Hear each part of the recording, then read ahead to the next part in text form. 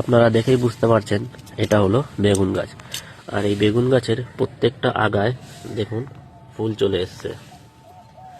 তো এই মুহূর্তে আমি কি পরিচর্যা করব বা কি পরিচর্যা করা দরকার সেটা আপনাদের সাথে শেয়ার করছি।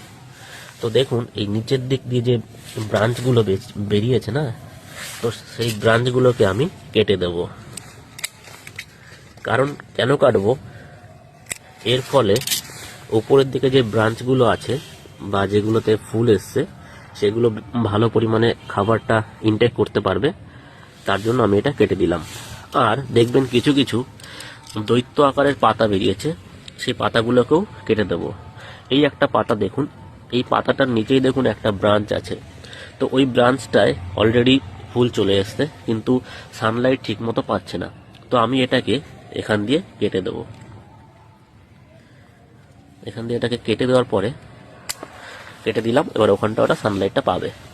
ঠিক এপাশেও একটা বড় একটা পাতা হয়েছে যেটার কোনো কাজেই লাগছে না, তো এটাকে আমি একটু এখান থেকে কেটে দিলাম। কেটে দেওয়ার পরে এবার এই পর্যায়ে এসে গাছের কি দরকার হয়, যেটা হচ্ছে ফসফরাস ভীষণ পরিমাণে দরকার হয়, যেটা গাছের ফুলগুলো আনতে সাহায্য করে এবং ফুল ঝরে যায় না তার জন্য, আর ফলগুলো সাইজ বড় হয়।